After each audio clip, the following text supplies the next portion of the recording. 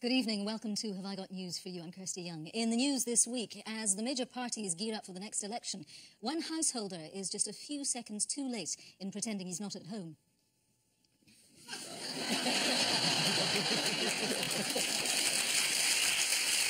In Dover, Customs and Excise put together a crack team to deal with a sudden influx of black market sausages.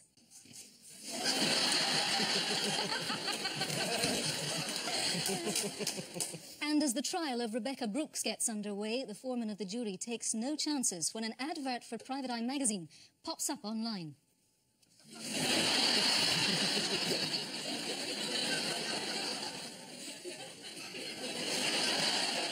On Ian's team tonight is a radical economist and critic of corrupt gangster-style financiers who refers to bankers as banksters, and I'm guessing they'd refer to him as a wankster. Please welcome Max Kaiser. And with Paul tonight is a surreal Canadian stand-up comedian who was recently described as the Sherpa of stand-up. Well, he's certainly got me tensing. Please welcome Tony Law.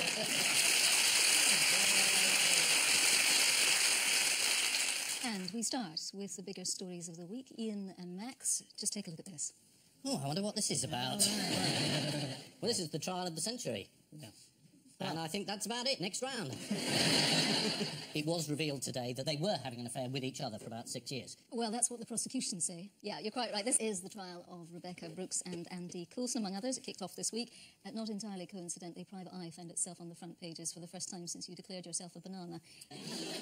No, well, Private Eye chose to put on the cover. It was Halloween.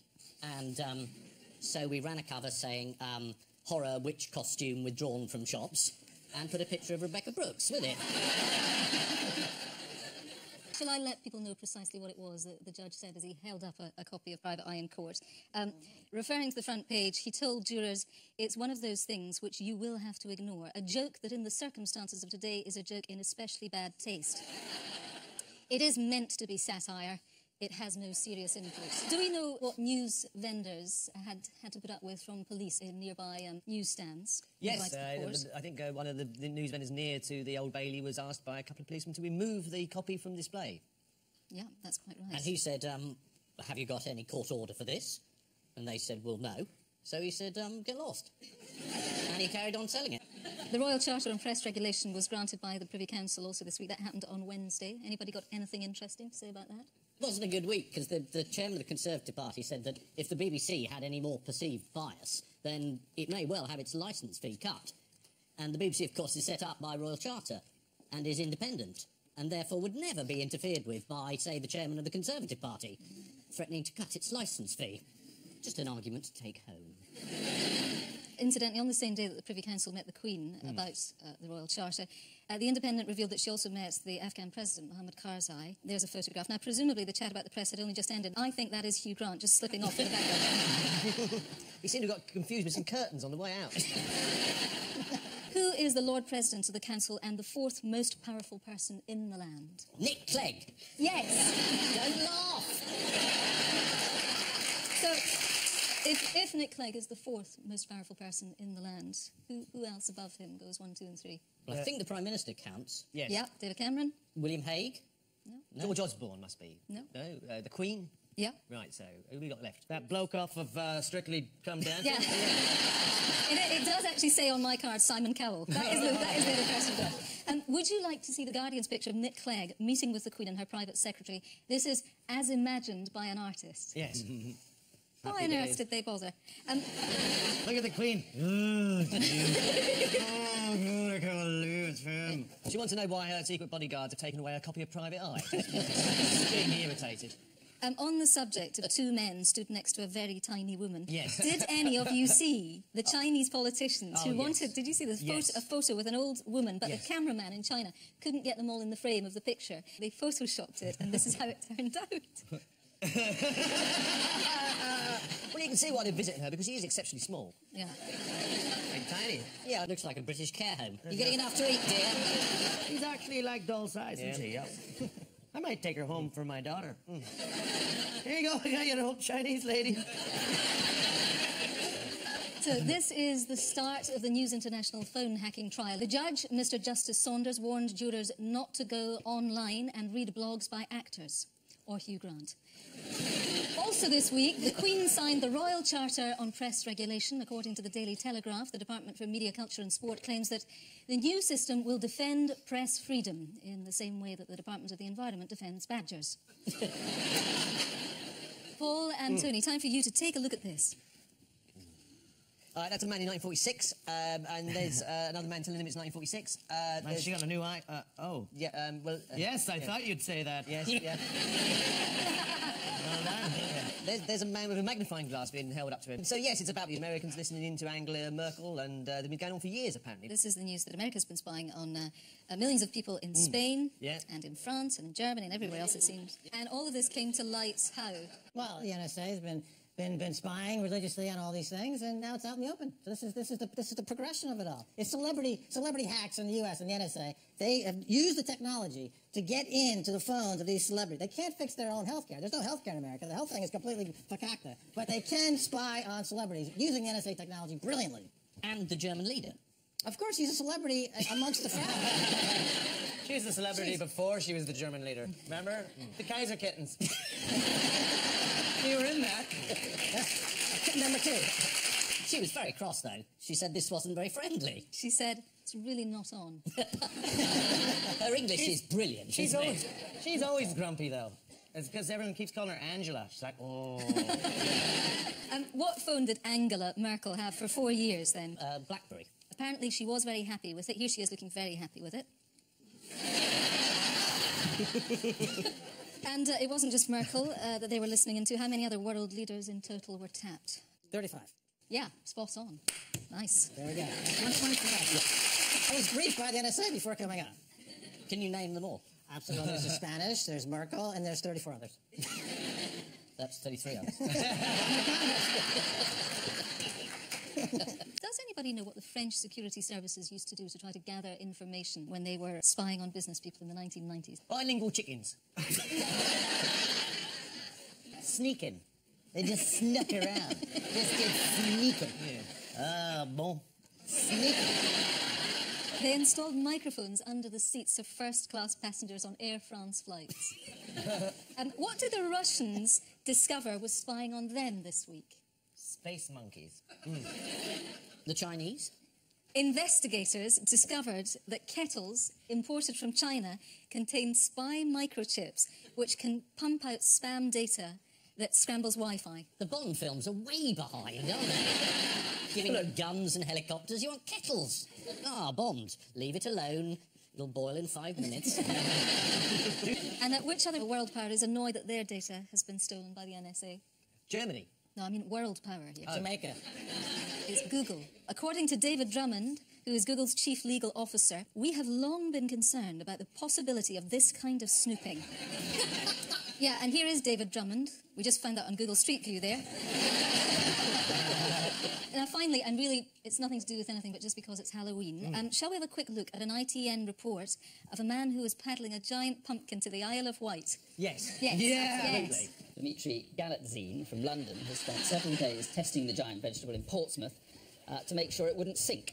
He's jogging back in a runner beam. Get it? Nice work. Doesn't get better than that. It does. No, it does. It gets a lot better than that. Does it? Yeah, it gets a lot better than that. He's a real jack-o'-lantern. Cross-cultural joke. It is, yeah. We don't really do Halloween. You don't British people run around and penny for the guy, penny for the guy. It's Well, that's scary. better than trick-or-treat, trick-or-treat, trick-or-treat. We had a perfectly decent festival where we burnt someone to death on a fire.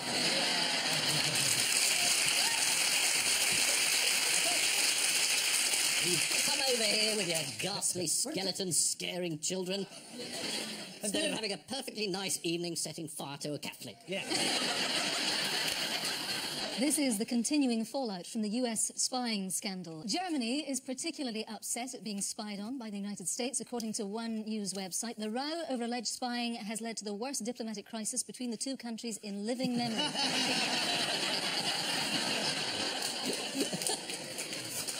That kind of depends how old you are, doesn't it, I would think. The Spanish newspaper El Mundo published a leaked US intelligence graphic showing the daily flow of phone calls within Spain, which presumably looked something like this.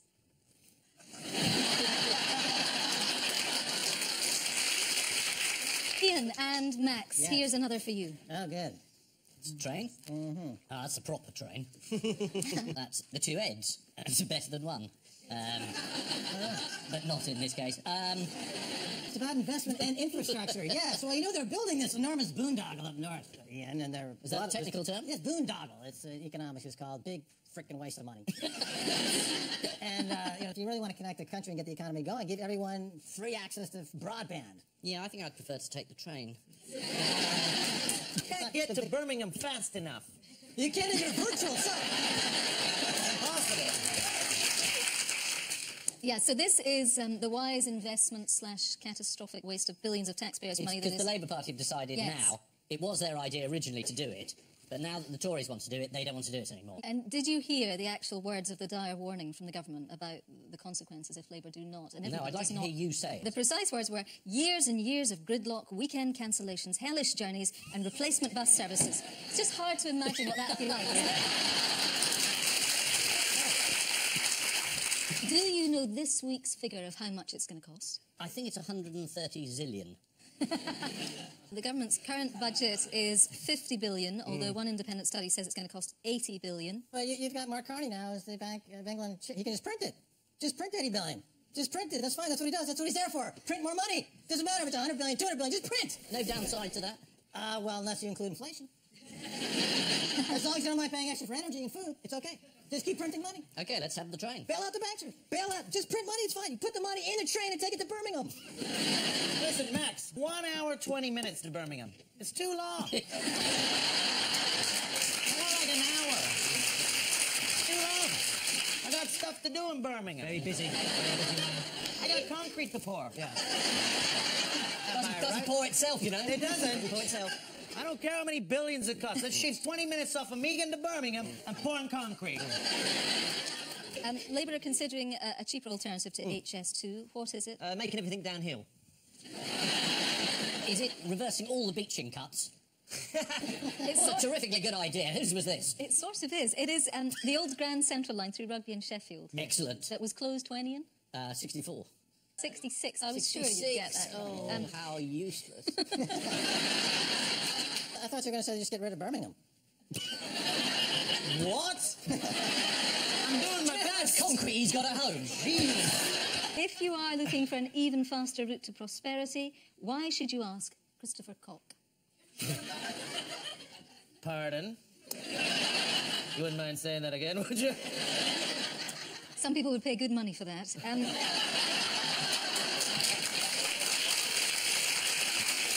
We don't mind having a whip round. What have you done? Anyway, I reckon you might know who this guy is. Is he an He economist? bought 16 quid's worth of what? Bitcoin. The Bitcoin. That's right. He put it in a drawer for 4 years, and they're worth $900,000. Can you explain to us in an entirely understandable way what a Bitcoin is? It's an electronic currency. It's used exactly like money, except it's not backed by any state. So you have no state interference. They can't print it. How does it work then? What can you buy? Right now, you can buy thousands of retailers accept Bitcoin. Somebody just bought $1 million worth of hardware with Bitcoin. Or I'll give you an example. In Cyprus, when that banking system started to collapse, the adoption of Bitcoin skyrocketed. Same thing in Greece. Same thing in Venezuela. Are those very good examples for stable use of currency? Well, look at what's happening. But in the UK, I'm saying it's an alternative to those currencies. So, some guy spent $1 million, he spent $1 million on hardware. That's a lot of nails. How many hammers do you get for that? $1 million on hardware. He's got a good gig in Birmingham, though. Yeah. So he's On the subject of trading in dodgy, non-existent commodities, what has happened to JP Morgan recently? They paid off a fine, billions of dollars in fines for mortgages that they missold. Yeah. They've paid a third of all revenue of in fines of the past several years because they're a serial fraudster. It's estimated that in the end they may pay fines of up to $13 billion. Speaking of unpopular millionaires then, which other unpopular millionaires have been grilled recently? Is this the power company executives? Don't get me started. I think we have. Yeah. I think we're way past that point. We're looking at alternative remedies now. The chief executive, the leaders of the big six energy companies were called in front of the Commons Select Committee to explain this incredible... A lot of them didn't turn up. Yeah, though, they did didn't. There were 5 of them that just couldn't be arsed, and the only one of the big 6 bosses to turn up. Actually, I've just noticed, he's called Tony Cocker. Now, I know... Pardon? I know. I mean, it was funny the first time, you know. And you wonder why people think they're getting shafted. Yeah. Did anyone see a pensioner venting her anger on the energy suppliers through the medium of video games on Grand Theft Auto? No. The footage here, when you see it, I mean, it doesn't look quite as good as it looks in the actual game. Hello, what do you do for a living? Work for British Gas, do you? You wanker. I'll give you the cup of that. You take that. You won't put up no more. Bang! One for you and one for you. I'll give you one as well. You come here. I'll get you, you bastard. Come back.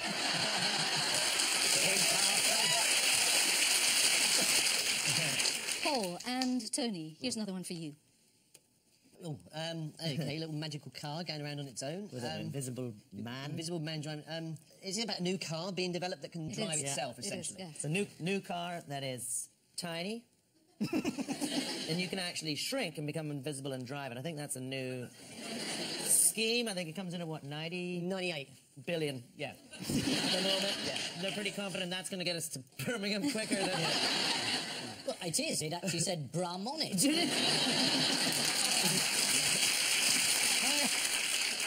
In maybe sort of 20 years' time, you'll be in a car which will drive itself, and because you've tapped in the postal code, you wake up in the morning, because there'll be a bed in the back of your car, and you'll end up outside the place where you need to be. Nice. And that comes in at around 120 billion.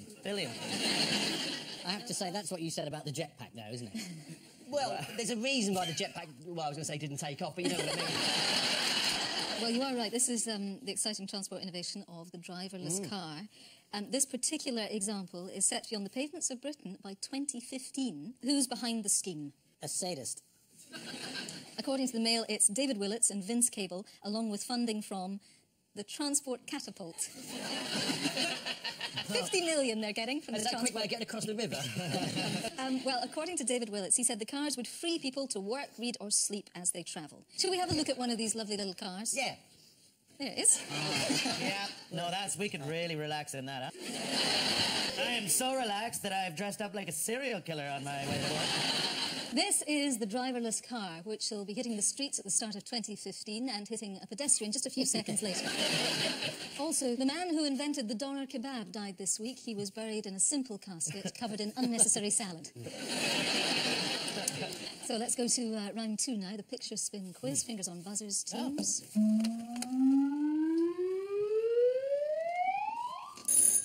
It's a dog in a Yorkshire pudding. Would you like to elaborate? It's the first dog to take Yorkshire pudding across the channel. Yorkshire pudding and the Yorkshire Terrier indicate that we're talking about Yorkshire, which is considered one of the greatest places in the world. And any person from Yorkshire will tell you that. Indeed. My favourite part of Yorkshire is North Derbyshire. The Lonely Planet Guide has declared that as places to visit, in fact, not live in, Yorkshire is the 3rd best region in the world and Scotland is the 3rd best country. God bless you for that. Yes. Even if she's working you with her foot. Which countries are more welcoming than Scotland? Is it an island or something like that? No, Brazil, which is fair Brazil. enough, and then Antarctica. This is the story that Yorkshire has been named the 3rd best region in the world. In July next year, Yorkshire will host the first 2 stages of the Tour de France, with a flat stage from Leeds to Harrogate, followed by a more hilly journey from York to Sheffield, which is expected to be won by an old man in a bathtub. The first foreigner to play cricket for Yorkshire was Indian maestro Sachin Tendulkar, famous for making 100 international centuries. Even Geoffrey Boycott lavished him with his highest praise, describing him as rubbish. Right, fingers on buzzers, teams.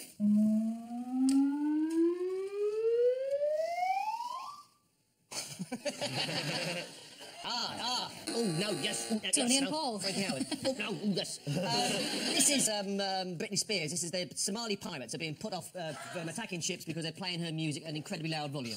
And they come running towards her in their boats and they hear it, they go, it'll be a short single. Oh, it's this whole album. And then they go back again. They go back to Somalia. And so he's disturbed by the fact that she's singing, and that's what it is. You're quite right, Paul. This is indeed the news that Britney Spears' music is being used to scare off pirates. Apparently they prefer R. Kelly. Any ideas which Britney songs are being played? I don't really know that much of her recorded oeuvre either. Yeah. Perhaps you're an expert on it. I just thought there were so many I could have said. Yes. I've got a yellow inflatable snake. No. According to The Sun, hit me baby one more time and oops, I did it again. Well, that's because the Somali pirates are generally sort of against domestic violence. I think they're quite keen on violence, really. No, they're more on, like, gun violence. Shooty. Fine. Just not hitty. Okay. That's their code, isn't it? Somali code. This is the news that ships off the coast of Africa have been keeping Somali pirates at bay by blasting out songs by Britney Spears. Britney's proving effective in scaring off pirates, mainly because when Africans hear the sound of a washed-up blonde American pop star, they assume she's come to adopt their children.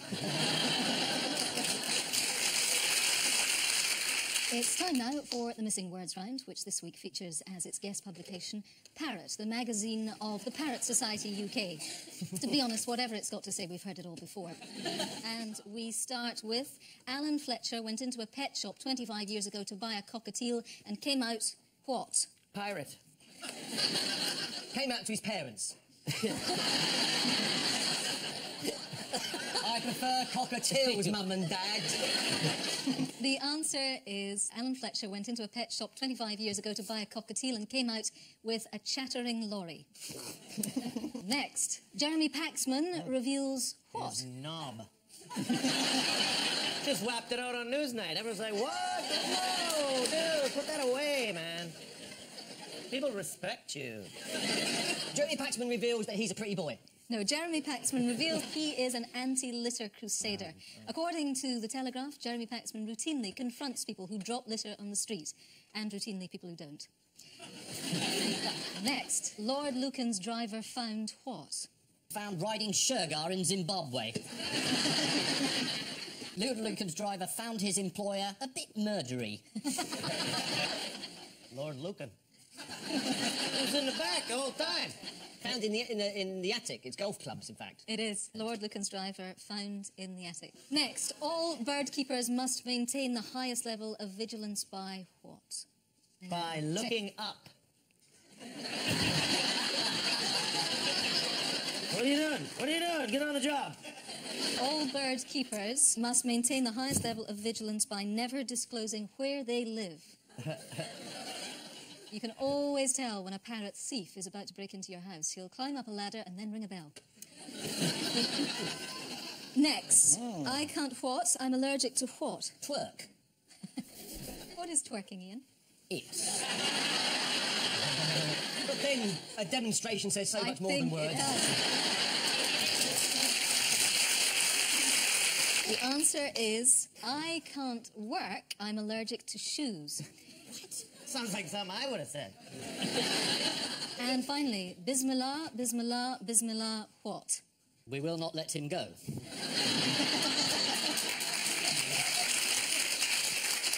Doesn't like his middle name. Is this something the parrot says? Must be. It's the only thing. It's a parrot who's been living next to a mosque. Yeah. Yeah. The answer is I just made that Bismillah, Bismillah, Bismillah was all Audrey's pet parrots could say. This is from Parrot Magazine. Free in this month's issue is a great absorbent liner for your birdcage floor. Actually, what I mean is this month's issue makes a great absorbent liner for your birdcage floor. So, the final scores are Max and Ian have 7, Tony and Paul have 8.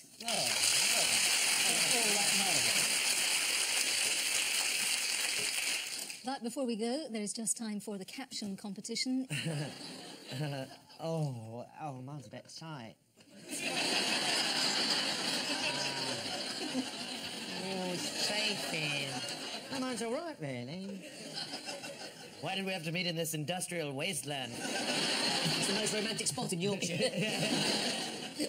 On which note, we say thank you to our panellists, Ian Hislop and Max Kaiser, Paul Merton and Tony Law, and I leave you with the news that on the set of the new Transformers movie, one of the extras gives up queuing for the toilet.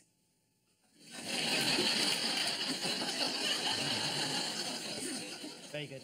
Deep in the Mediterranean, archaeologists discover that the lost city of Atlantis was flooded during an ancient Minoan party conference.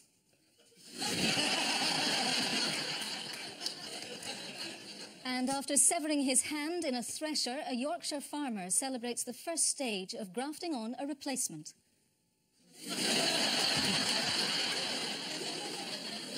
Good night.